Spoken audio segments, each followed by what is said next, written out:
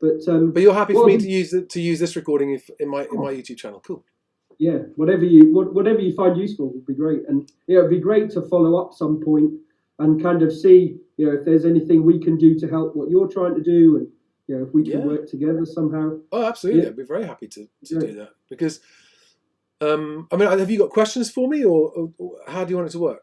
Well, so what I was going to just do was just to kind of start by I do a little introduction. The fact that you've been posting on our Facebook group some of your journeys around Europe, and maybe I was just going to start with if you could talk a little bit just briefly about what kind of flying you've been doing this summer, particularly your big trip, and then really the main one was just to ask you what your main lessons have been and things you've learned yourself as a pilot that other people could take away. Even as you don't feel the need to say everything. No, I'm very happy to. Don't worry.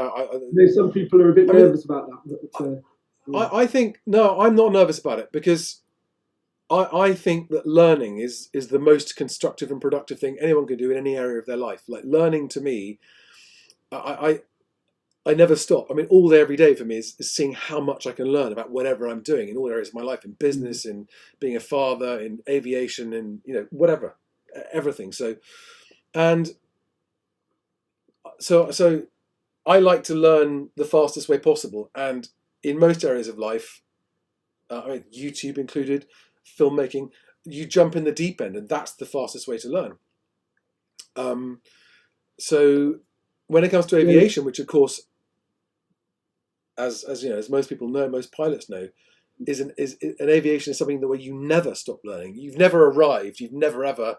I now know everything ever. It's just a lifelong learning process, and I have this. The reason there's a number of reasons behind the YouTube channel, but first and foremost, it's just a sort of personal video diary, because I find it so easy to forget things that you've done.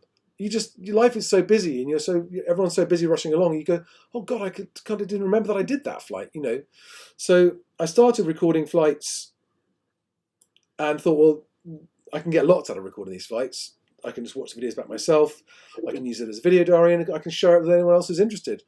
And I think anyone that's been watching my YouTube channel, which is just Charlie Lamdin, that's the name of the channel, will see that I make.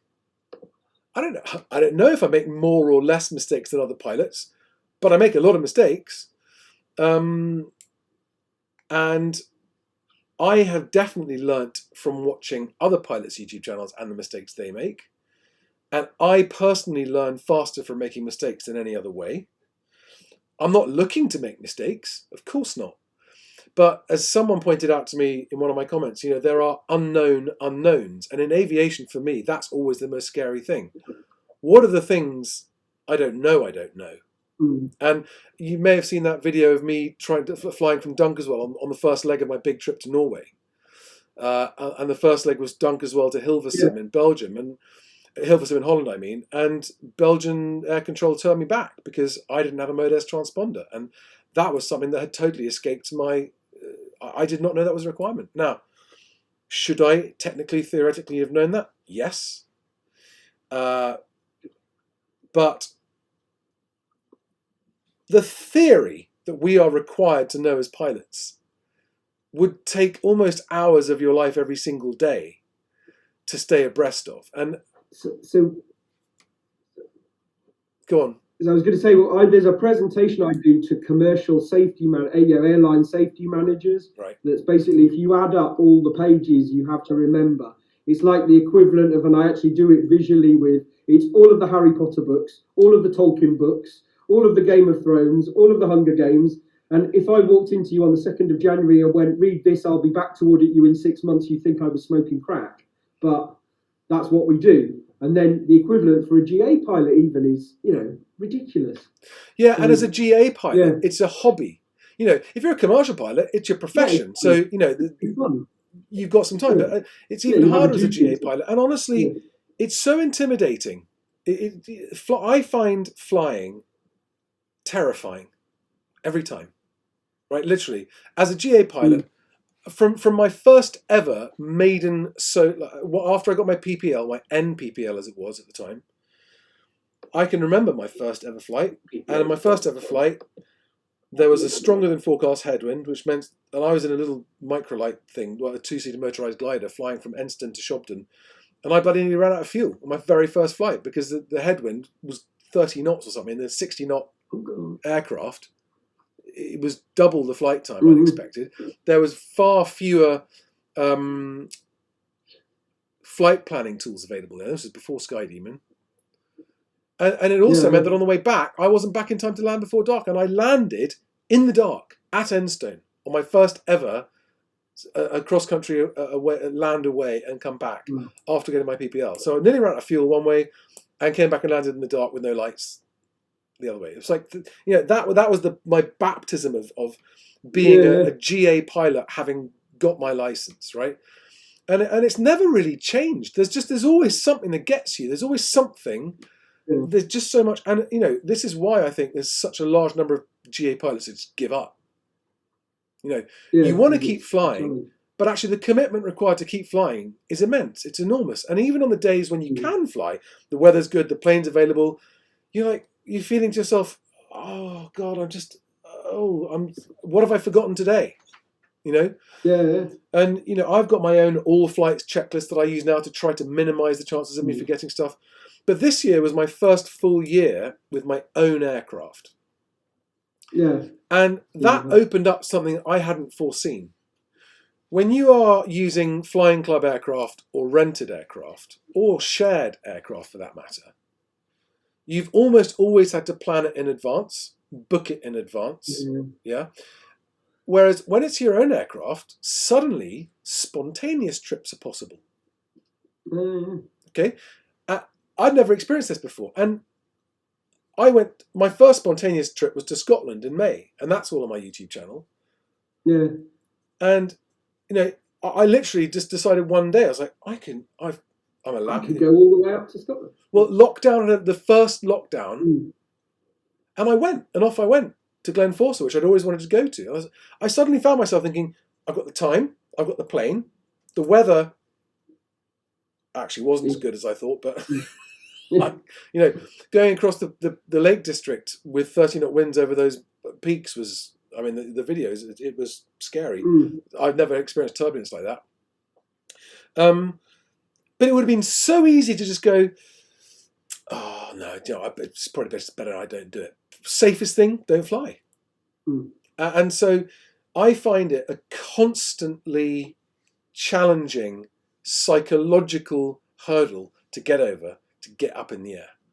You can go on nice local flights from your local airfield every day and everything will be fine, right? But there's no challenge in that. But what's the point in having a plane?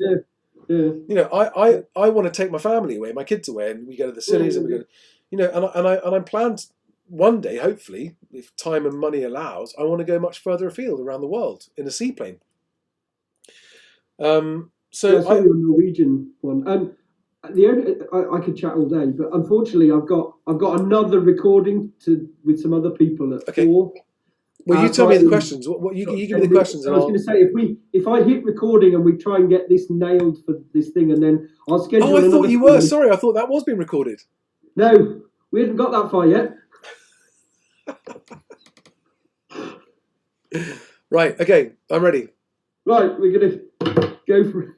It's funny. We keep saying when we do these things, we should just hit record and let it go rather than overthink it. It's exactly like you say. Okay, I'll leave a little pause and then I'll edit from that point. Okay.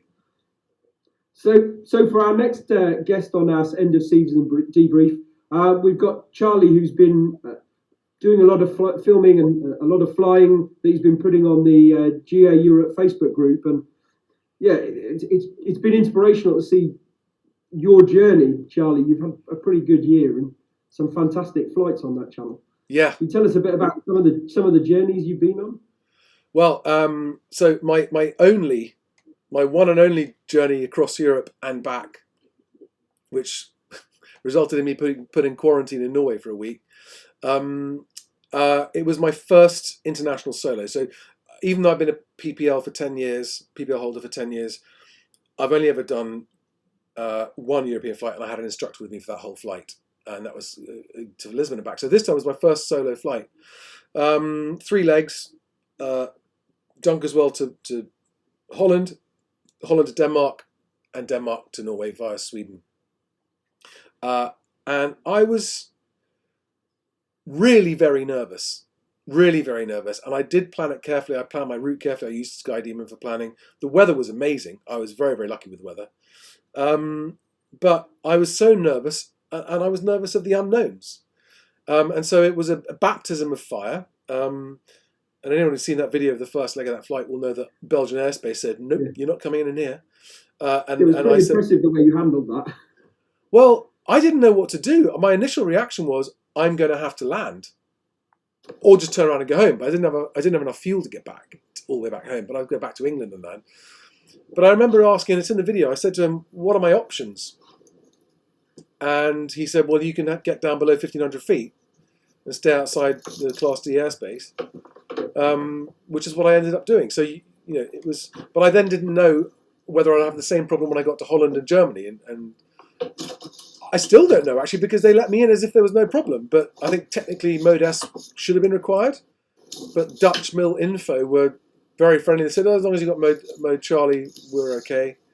So again, as a GA pilot, it was difficult to know, was I breaking the rules and they were just allowing me through anyway because they were being nice, or were the rules different from one country to the next? I didn't know. But I had different ATC in different countries. I mean, I think they all sort of play by the same rules, but nevertheless, there's a different feel, there's a different vibe, a different culture. And of all of them, Denmark was by far the friendliest and most helpful. I mean, Dutch Mill Info were great as well. Busy, but very friendly and helpful. Sweden and Norway were fine, pretty formal, but absolutely fine. But Belgium were not helpful, not friendly. Yeah, I saw that. Yeah, you had some challenges when you arrived in Norway as well, which wasn't so easy, and it was all a bit difficult. And so, what were, in terms of, in the context of our idea of this season debrief, what's the biggest kind of lesson that you've learned, or what are the key lessons you think you've learned this summer? And I sense you from the videos I've seen that you've learned so much. Every flight's a whole learning experience. But in terms of nuggets to pass to other pilots, what would be the big things that you think that you've learned this year?